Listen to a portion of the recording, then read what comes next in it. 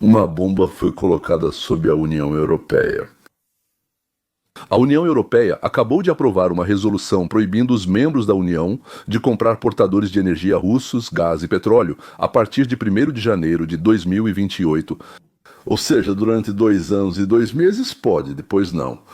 Ou seja, novos contratos não poderão ser assinados para fornecimento após 1º de janeiro de 2026.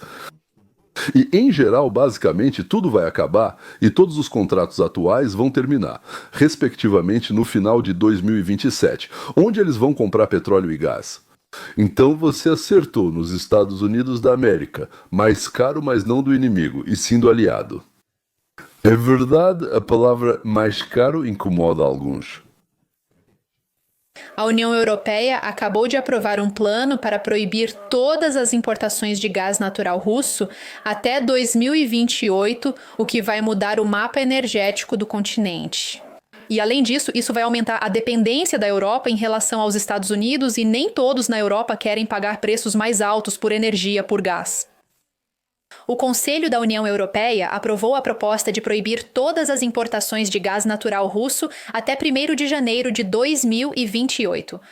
Essa medida foi anunciada em Bruxelas na segunda-feira e é uma das últimas etapas nos esforços da Europa para finalmente reduzir a dependência da energia russa. De acordo com o comunicado oficial do Conselho, a proibição será aplicada tanto ao gás transportado por gasoduto quanto ao gás natural liquefeito. A transição acontecerá de forma gradual. A partir de 2026 não serão firmados novos contratos, e todos os acordos de fornecimento de longo prazo terminarão até 2028. E nós vamos discutir o que isso significa para a Hungria e a Eslováquia em um instante. Para que essa medida seja eficaz, é necessário mais um passo. Agora ela precisa ser aprovada pelo Parlamento Europeu, que, aliás, insiste em uma posição ainda mais rigorosa. Ele pede uma proibição total um ano antes, curiosamente a partir de 2027, ou seja, daqui a um ano. Então, será que esse desejo corresponde à realidade na União Europeia, com suas enormes dificuldades econômicas e o aumento da relação dívida-produto interno bruto devido à militarização da Europa? Essas são boas perguntas que, acredito, valem a pena ser feitas ao Parlamento Europeu. É uma situação interessante. Há muitos anos, a Europa parou de gastar dinheiro com defesa. Por que gastar se os Estados Unidos da América protegem? Porque, como dizem, eu ainda jogaria dinheiro fora à toa. Ou seja, eles liberaram recursos roubados daqueles que os ganharam. Se tirassem menos, eu entenderia, tudo bem, mas não foi isso que fizeram. Eles tiraram esse dinheiro para distribuir para a população. Bem, para aquela parte da população, é claro, que depois votava neles, porque a população está acostumada a receber esmolas, vota em quem distribui mais, e distribuem, claro, dinheiro roubado. Em segundo lugar, a Rússia vendia gás e petróleo para a Europa mais barato, como se diz, do que se eles comprassem em outros lugares. E se a política da União Europeia, digamos assim, não atrapalhava o Kremlin? E então os países recebiam descontos, e os indivíduos, ao que parece, recebiam valores em contas fechadas, seja na Suíça, seja nas Ilhas Cayman. Como dizem, não estava lá para ver, mas pela sensação é improvável que tudo isso tenha ocorrido sem propina. Então todo mundo estava satisfeito com tudo. Mas de repente os europeus descobriram 2 notícias muito desagradáveis. Primeiro, o amigo deles, Vova Putin, Vovchik, eu diria até, e sua equipe estão planejando atacá-los porque eles ficaram enfraquecidos. E como dizem em russo, só um tolo não atacaria alguém fraco. E o segundo é a filha. Trump não vai protegê-los se eles não começarem a levar a sério a defesa de seus próprios territórios. Tipo, bem, digamos assim, se você está fazendo alguma coisa, por que eu deveria fazer no seu lugar? Sim, isso foi como uma marretada neles. Bem, aquele lugar chamado cabeça, todos achavam que eram só palavras. Depois tiraram o Trump após o primeiro mandato, e aí voltou a Nirvana, mas o Trump voltou. E na Europa foram obrigados finalmente a encarar a realidade, o que, aliás, eu também desejo para a Ucrânia. E entenderam que era preciso, bem, aumentar a força para que não fossem atacados. Eles, que horror, terão que aumentar os gastos militares. É impossível imaginar isso, meu Deus, 4 vezes mais. Porque hoje lá representa só 1% a 3% do orçamento. Prometeram 2, mas a maioria não chegava lá. E agora vão ter que pagar 5% do orçamento. O que é interessante é que essa proposta oficialmente não faz parte do regime de sanções da União Europeia. E esse é um detalhe assim, muito importante, porque mostra que a União Europeia está, de fato, se fragmentando e como ela precisa contornar regras e normas para alcançar efetivamente sua agenda política. Essa nova iniciativa está sendo implementada no âmbito da política comercial do bloco. Essa é uma diferença fundamental, que significa que os Estados-membros não têm mais direito de veto. Claro, essa não é uma iniciativa nova propriamente dita, mas a velocidade com que ela será implementada até 2027 ou 2028, em outras palavras, o centro, como sempre, encontrou uma maneira de enganar os membros da União, sabendo que 2 países, quero dizer, Hungria e Eslováquia, vão resistir. E isso significa que, de acordo com a lei da União Europeia que eles mesmos criaram, o projeto não vai passar. Então, os burocratas espertos decidiram colocar essa decisão em um pacote já aprovado, no qual eles tinham o direito de fazer declarações e acréscimos. E então, como uma dessas declarações, eles colocaram isso aqui. Eu, pessoalmente, fico feliz que eles tenham colocado isso. Mas, vez após vez, confirma-se que os poderosos deste mundo sempre contornam qualquer tratado e acordo, por mais importante que seja para a cooperação. Sim, as pessoas eram convidadas e diziam, nós vamos decidir tudo juntos, tudo. Se um lado for contra, então significa que, tudo bem, então eu assino. Eles vieram. Descobriu-se que isso pode ser contornado, se realmente quiser. Sabe, uma vez minha mãe me disse, se não pode, mas você quer muito, então pode um pouquinho. Não lembro por qual motivo, mas isso, na minha opinião, é o que a maioria das pessoas faz na vida. Ou seja, o meu é meu, dizem os europeus, e o seu também. Mas se eu quiser, será meu. Pois é, olha só no que deu, como diz o ditado. Muitos não gostam que agora os países vão se armar em vez de investir em questões sociais e ainda vão comprar gás mais caro dos amigos, em vez do mais barato. Do inimigo que, aliás, com o dinheiro arrecadado, já atacou a Ucrânia e pode atacá-los também e capturá-los. Não agora, não neste exato momento. Agora, o gás mais barato é mais importante. Então, bem, o que posso dizer para vocês em Moscou, na verdade, as pessoas geralmente pensam assim. Isso. E porque é preciso mais dinheiro, isso será explicado a vocês pelos socialistas, democratas, comunistas, fascistas e outros. Porque eles querem dar mais aos imigrantes que vieram para a Europa para islamizá-la e enterrá-la. Todos devem ser militaristas e todos devem apoiar a militarização à custa da redução dos gastos sociais. Veja como o programa Assuntos Mundiais distorce o que está acontecendo. Por exemplo, não às custas dos Estados Unidos da América que pagavam pela nossa defesa, nós podíamos direcionar os recursos liberados para a área social. Eles dizem, agora eles querem se armar às custas da redução da ajuda aos idosos, pobres e doentes. Parece horrível. Ou seja, se armar às custas dos idosos, dos doentes e dos pobres. Que horror. Mas depois ficou ainda mais interessante. Durante muitos anos, a Hungria e a Eslováquia afirmaram que recusar o gás russo causaria um caos econômico e aumentaria os preços para os consumidores. Como já aconteceu em toda a União Europeia, mas para outras capitais da União Europeia, a agenda política é mais importante do que as considerações econômicas. Então, ou seja, dá para tirar das palavras dela algo ruim. Jogos políticos importam mais que necessidades econômicas. E quando começar a comprar gás e petróleo da Rússia, financiando assim a guerra na Ucrânia? E também a preparação de um possível ataque à Europa, a conquista da União Europeia. Isso são jogos políticos, não é? E a segurança não deveria ser a tarefa número 1 de qualquer governo? A única coisa que está acima da economia, senhoras e senhores, é a segurança. A apresentadora esqueceu completamente disso.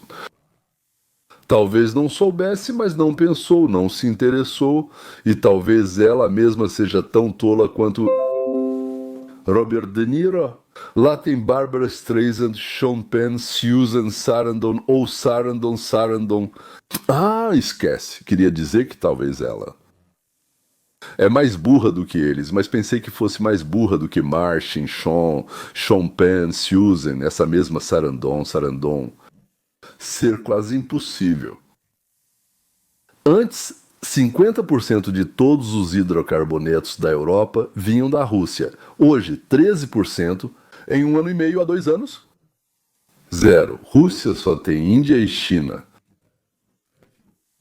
Vou contar para vocês como, através de pressão e subornos, a Rússia aumentava seus lucros com a venda de gás para a Europa. Ano 2000, então, por 1.000 metros cúbicos de gás, os europeus pagavam $120. Ainda lembro, acho que pagavam 30, tudo bem. Ano 2000, 2008. 350 a $400 pelos mesmos 300 metros cúbicos. Como assim? Eles triplicaram o preço em 8 anos. Nada mal, né? Aqui, no auge de 2022, $2.000 por 1.000 metros cúbicos de gás, $2.000. E agora, quando a Europa diversificou os fornecedores, voltou aos preços de 2008, e isso é $400 por 1.000 metros cúbicos. Ao comprar gás liquefeito, bem, dos Estados Unidos, do Catar, da Noruega, da Argélia, quem mais? Azerbaijão, o custo aumenta de 40% a 70% dependendo do fornecedor, da distância do transporte e coisas do tipo. O gás russo vai principalmente por gasoduto, o que naturalmente reduz os custos. Mas com o dinheiro arrecadado, a Rússia fabrica armamentos, com os quais, como já dissemos, ela pode atacar. E, de certa forma, ele está sempre insinuando que vai atacar a Europa. O que os propagandistas da esquerda estão dizendo para nós? É isso. No mesmo período, o custo de vida na União Europeia aumentou drasticamente. Como vocês sabem muito bem, a confiança do consumidor caiu e as grandes economias da União Europeia, começando pela Alemanha, começaram a se desindustrializar. Assim, a União Europeia está dando um tiro no próprio pé e agora dobrando a aposta nessa estratégia. Vocês compram gás da Rússia e ignoram as centenas de milhares de mortos na Ucrânia e a possibilidade potencial de um conflito armado com Moscou? Além disso, se a União Europeia não investir em sua própria defesa, os Estados Unidos vão se recusar a protegê-los. Mas a propaganda exige que continuem comprando da mamãe Rússia, que não parem de jeito nenhum. Interessante quem arca com isso? Nem consigo imaginar, não me vem nada à cabeça. Hungria e Eslováquia querem continuar recebendo gás mais barato pelo gasoduto. Acho que se chama oleoduto Druzhba. Mas os ucranianos já declararam ou já começaram a tentar explodi-lo ou disseram que vão explodir. E eu acho que no final eles realmente vão explodi-lo. O que me choca aqui é que a Comissão Europeia também insiste que a nova regulamentação visa preservar a segurança energética e limitar qualquer influência sobre os preços. Eu acho que essa é uma explicação ridícula. Que tipo de segurança energética é essa? Se agora a União Europeia vai pagar 2 ou até 3 vezes mais pela energia da Rússia... Mais caro 2 ou 3 vezes? Claro, bobagem.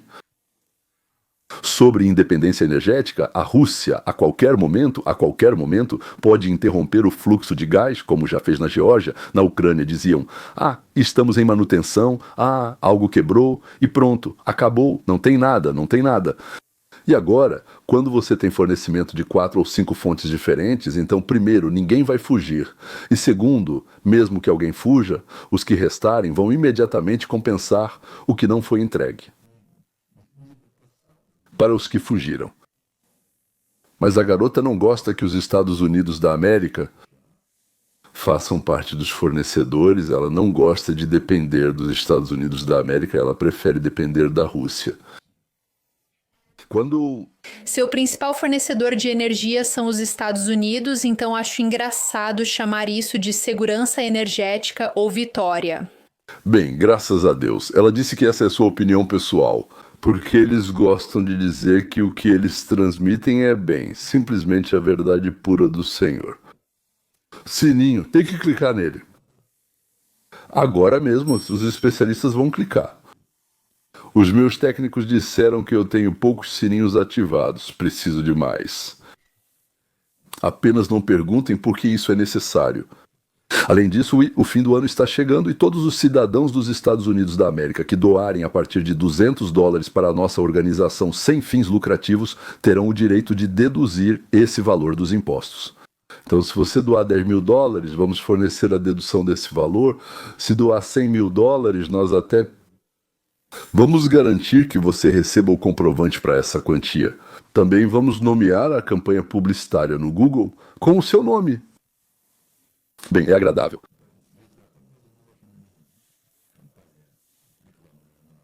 Devo dizer que a interrupção das compras de gás da Rússia levará a um choque de curto prazo na Rússia, claro, mas em geral é bastante incerto como isso afetará a longo prazo.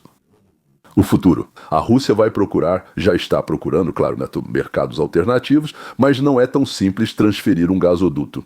E o principal impacto será, como se diz, justamente no gasoduto. O orçamento russo já perdeu cerca de 90% da receita proveniente da venda de gás para a Europa. A substituição do mercado europeu exigirá enormes investimentos da Rússia. Além disso, os novos clientes asiáticos, tendo a possibilidade de escolher, vão, é claro, exigir descontos, impor condições rígidas, exigir o cumprimento de acordos e coisas do tipo. Assim, ao perder a Europa, a Rússia entra, claro, em um mercado de gás competitivo.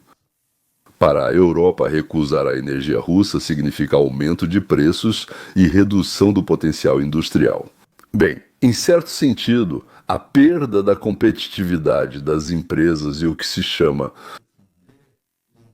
desindustrialização, ou seja, a transferência da produção para regiões com custos mais baixos de mão de obra e energia.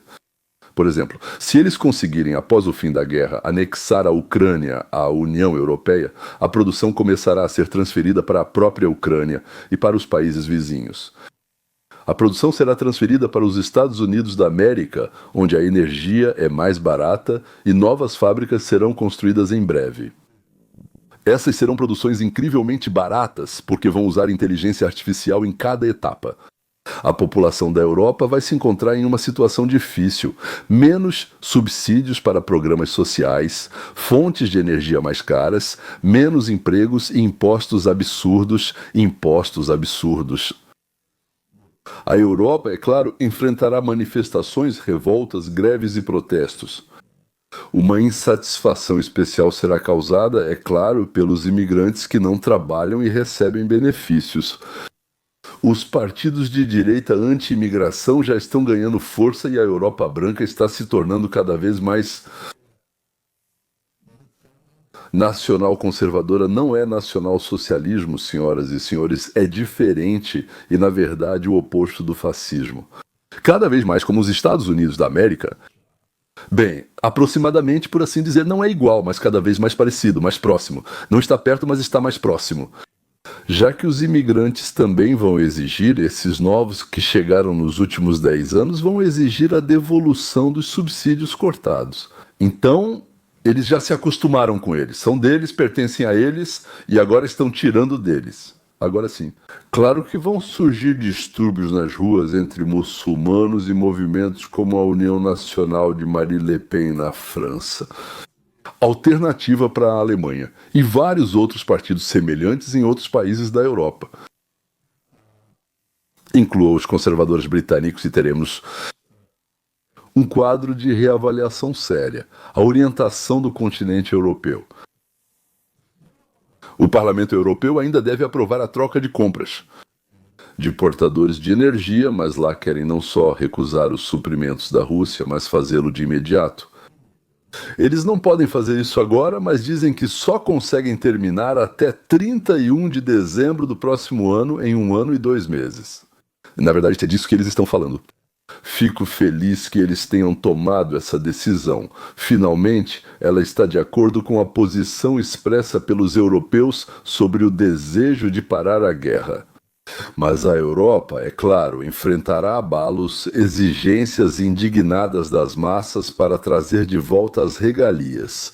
Mas finalmente a Europa tem uma chance de voltar ao capitalismo.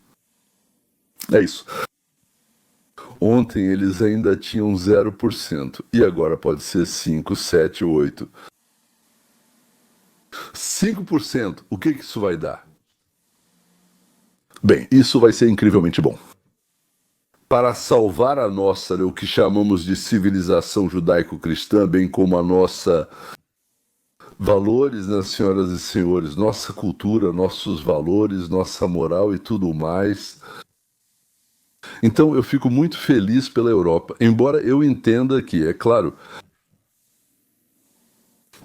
haverá uma crise e claro, será difícil passar por essa crise. E como sempre, essa crise é um ponto de virada, até porque para o Líbano é para um lado ou para o outro. Ou morre ou se recupera. Não, ou morre ou se recupera. É isso. Até logo.